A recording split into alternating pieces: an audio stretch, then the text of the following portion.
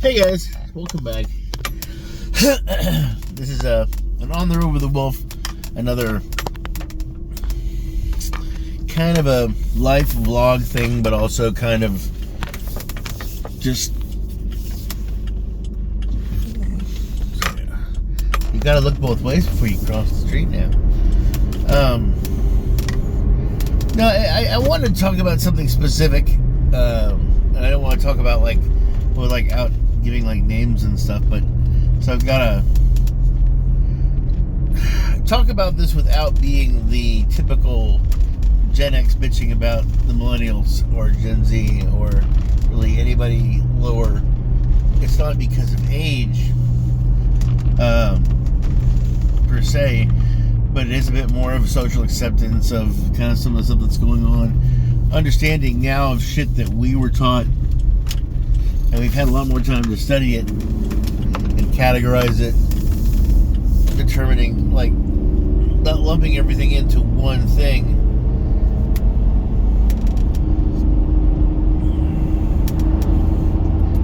And, like, how to, but also how people are changing. I think it's one of the things that I find interesting is that we don't see our ability for change as a society. Like, it's very, very fluid. Things move towards a direction the more and more time passes. Yeah, because I mean, it used to be that, like, it was the social norm for, like, this, everybody and their fucking mother's uncle to smoke. You know, smoking was the cool thing for a long time. And now it's not.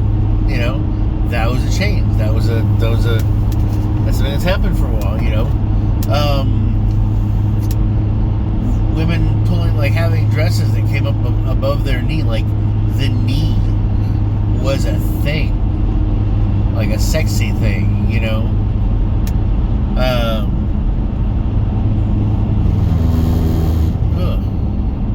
We used to wear like clothing has changed. Sometimes it's come back, like flare bottom jeans for some reason. But there's you know, so it's the concept of I'm fishing around here. It's just we know people are different. People change. People there are different types of people. Not like, oh my god, there wasn't before, but like they're, instead of just lumping everything together, understanding the individual stuff, but understanding on the grand scale of things is becoming more and more important. But it's still not something we fucking teach in school. We don't try, like, humanism, or that's a good word for it. Social structures and just like I really wish we had a class that said that they could teach us to,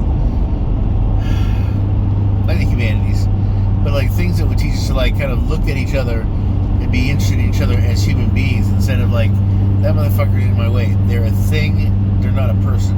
I said they, but it's like they for, like, animals. We don't see them, like, we see some of them as humanized, their actions, but we treat them like fucking possessions. And that's the way people do with friends and loved ones. And it's kind of sad and scary, but also understandable if you do things your way, you know. I know y'all are all like going, what the hell is he talking about? This guy is just rambling. No, something that I've noticed is that, like, when it comes to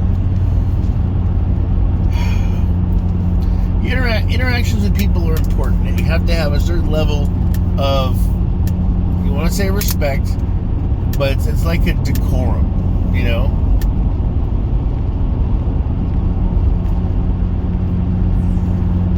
And if somebody works for you, you expect something out of them, they expect some things out of you. Socially acceptable concepts.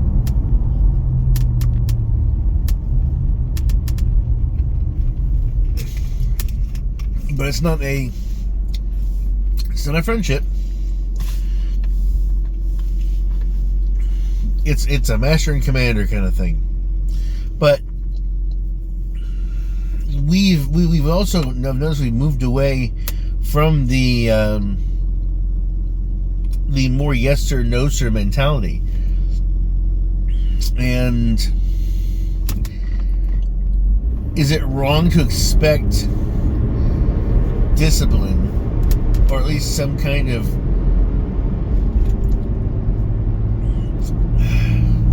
it's hard to expect ethics and morals from managers, people that kind of run the show, or bosses, because we've had this socially kind of drilled into us that bosses are assholes, you know.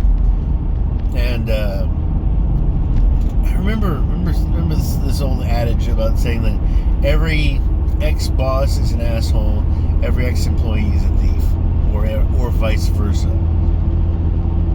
And it's like, there are people who have had, you know, bosses and then like quit and then gone to work to something else, and everything's been cool, amicable, you know. But there's always the horror, not the horror stories, but the negative stories. And that's always kind of scary, and I think that's kind of predominated a lot of the talking point is the negatives. But a lot of times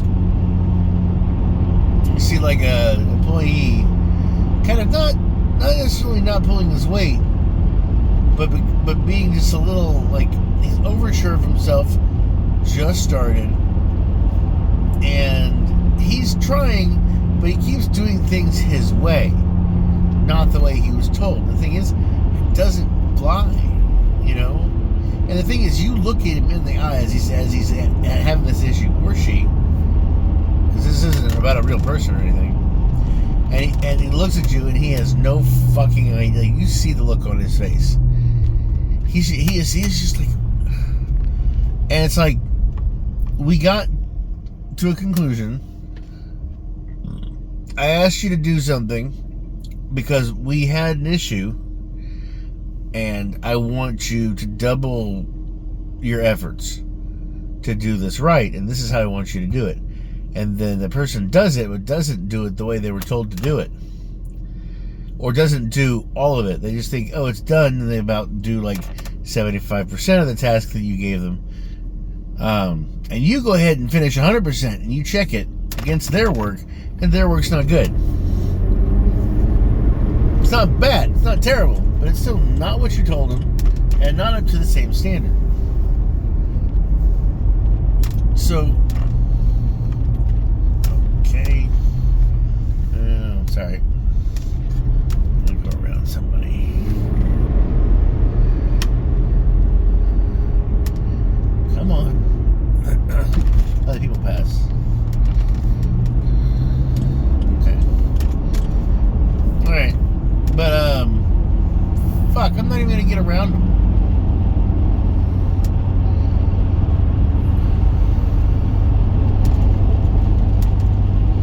Oh, that's frustrating. And y'all can't even see me now. I'm stuck behind this guy. Okay, sorry. Like, mother, right is your mom. Oh. I heard that the other day, and it made me laugh so hard. But yeah, and the thing is, it's not like the person didn't do specifically what they were told, all of it, because they, you know, say, fuck you, your instructions are bullshit. I mean, that's how you can interpret them not doing something you told them to do. But the person thought that they were done, and they had done it well, and they had done it fast. They knew they hadn't done that part, but they felt that was like, I mean, you're asking me to like do like 5 checks on something I normally do 4 on. What's the point? I told them, like, because they told you. That's a really, really, really, really, really, really, really, really big thing. And it, like, what I had to do, or I felt I had to do anyway, was he didn't get it. And this is an actual thing, but anyway. Say the person doesn't get, legitimately doesn't, like, you see it in their eyes as they're going over this error, and they're just like, they're more confused about their error. And you're just like, I told you to like double check, double, triple check. I mean, and you just did it, thought it was good, and it was done. And it's like, no, you were only here for like a short period of time. You were too green to be this sure of your work, you know? I mean, you do need to be sure of your work for a certain extent. Like certain things you need to know you need to do. But it's so frustrating. Because like I said, when the thing is that you start like blaming things like, do they have an attention issue? Are they taking the medications for whatever their issues are? You know, and you're just like, that's kind of a shitty thing to say. I have looked at one guy and been like, you're not medicated, are you? And I kind of hate saying that because it feels like I'm being rude, but I'm also like, I need to know, because there's something wrong, and I have a really I hate the idea of diagnosing, but also diagnosing somebody else. It's not like a WebMD thing where like everybody's gonna die, but it's like when you start going, yeah, I think they're bipolar. You're fucking around with sciences you don't know about. I've seen that so many times.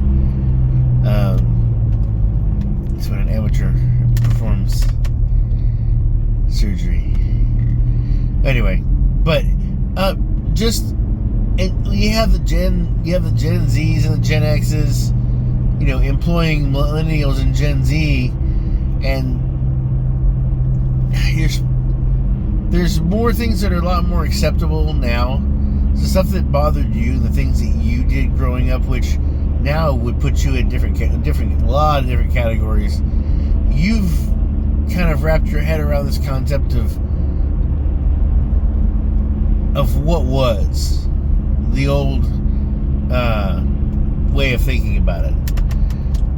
And then you look at these new guys and you think, oh, they're getting away with a lot of shit that I didn't get away with.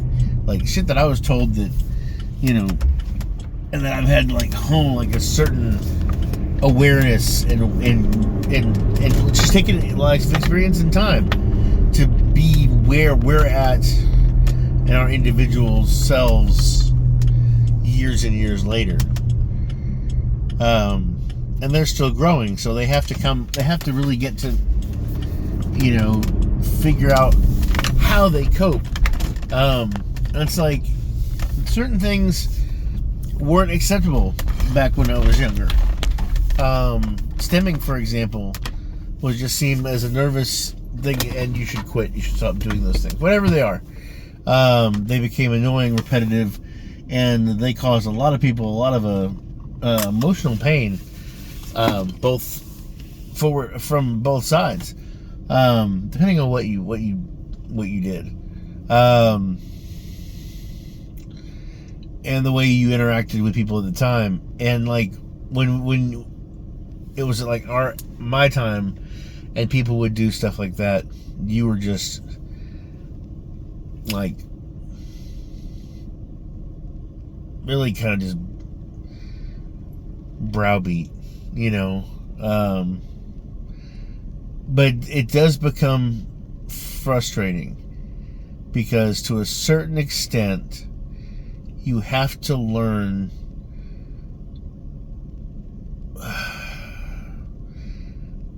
there's the age of reason, and you start learning the age, like you have this realization of like self-control to an extent. Like we don't just react to our baser needs. We've gotten a bit more evolved than that. Doesn't mean we still don't do stupid shit, and don't follow the social norms and everything.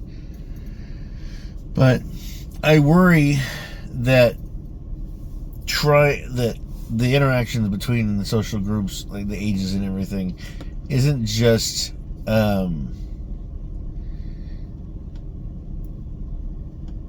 age, isn't just social order, and I wonder if that's how it was back in the day, like in the 50s or in the 30s or in the 1800s or whatever. Did like less age gap in groups, but I wonder if there was a more visible social structure when it came to the two groups, because it seems like since we are having more time, we're kind of expanding that into 3 groups, But then again, like I said, one of the things that my boss had said when he was this was maybe 15 years ago, maybe 20. He had said it's like he could never trust anybody. He was in his 40s, and he told him he could never trust anybody in their 20s. They just didn't have enough life experience. They were so sure of themselves, so easy to get up, and then guess what? Boom, they do something stupid, and I was just like, okay, so when he's in his 50s, he's gonna be able to trust people who are in their 30s, who anybody in 30s fine, but anybody before that, no. And now as he's 60s and he's 40s, anybody in 40s or below, he's probably not gonna be able. I'm just like, so it doesn't change the. Anyway, I'm hoping things work out okay on that trouble end, but I kind of hope things turn out okay just in general, or like there's a place for learning, growing, becoming part of the business, stuff like that, but also there's a concept of, look, these are the things you do, this is what we expect out of you. I mean, we don't expect, it's not that we expect the bare minimum, but we do expect a certain amount. And that might be a little difficult. So you need to work on that. As long as you're given enough rope to hang yourself to where, you can end up maybe making like a little spot where you can sit down for a little bit or once in a while. Just, whoa. I thought he was going to hit me. I really did. Probably was doing that on purpose. Anyway. And I hope you guys are doing well. I'm good. Just, I was thinking about that, and it's like, just the interaction between customer like Karen's and Chad and stuff like that with other people, and how we treat each other. Especially when it comes to things that we need. Like I need a cashier, or I need somebody who knows how to use these damn machines, and they're not below me, but I am also the customer. So we still have to balance that out, and either one means you can be a dick. That's the tough part. Not being a dick. Anyway, as always, I'm Sir Drinks a lot. I'm wishing you health, wealth, and love with enough time and gusto to enjoy it all down to the last drop. Thank you all for the conversation, and I'll chat with you guys later. Bye.